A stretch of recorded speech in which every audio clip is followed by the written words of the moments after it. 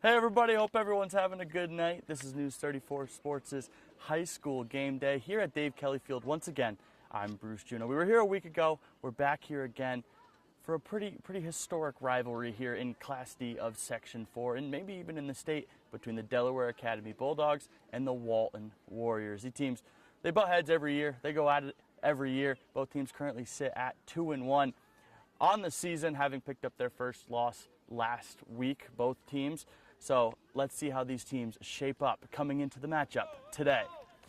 We'll start out with the home team, the Delhi Bulldogs. Now, they are ranked 6th in New York State in Class D following their 1v2 matchup last week against the Tioga Tigers. As previously mentioned, the team sits 2-1 on the season, having taken down Burke Catholic and Trumansburg earlier on in the season, but losing that game last week to Tioga. The team will be coming into this game with a will to get back in the win column against a team they see often. As stated last week, their ground attack can be lethal, particularly through Adam Cook and Severio Prisco, who make up for a combined 5 touchdowns on the ground and 625 rushing yards.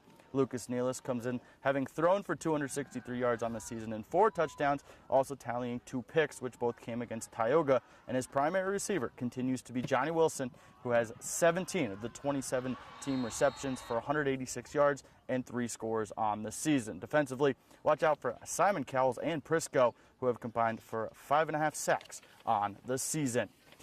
So the visitors now, the Walton Warriors, also entering the game sitting 2-1, coming off their first loss of the season to Trumansburg in a shutout fashion, 35-0, but they previously opened their season with wins against both out-of-section Liberty and the Groton Redhawks. The team averages 18.6 points per game and 18.3 points against per game coming into today. Another team that loves that ground and pound action, as Darren Wally himself has rushed 72 times for 391 yards and 6 scores. Quarterback London Gardner has also tallied 110 rushing yards and a score, as well as Hayden Robinson posting numbers out of the backfield as well, rushing 25 times for 95 yards.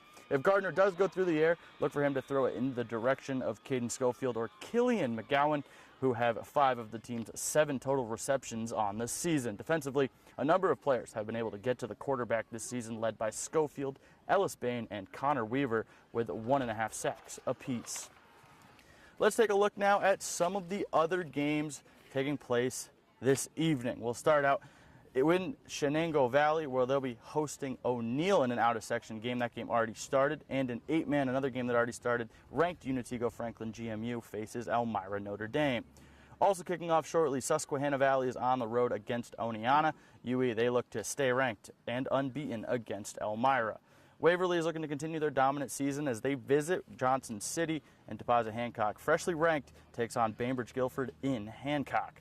Whitney Point visits Windsor as they play a cross-Class C matchup, and Shenango Forks, ranked number 1 in the state in Class C, heads to take on Schuyler. Tioga sits number 1 in Class D. They'll face off with Newark Valley, and then the Sydney Sabres, they're hosting Harpersville Afton. Another Class D divisional game as high-scoring SVE Candor heads to Oxford to face OG, and Norwich welcomes the Ithaca Little Red to Tornado Alley. And rounding us out, another Class D divisional matchup with Trumansburg welcoming Groton. Well, everybody, divisional games, they kick off this week. We've got plenty of action coming up for you tonight on Friday Night Frenzy, so you won't want to miss it in News 34 Sports at 11. But for now, be true to yourself, be nice to others, and have a great night, everybody.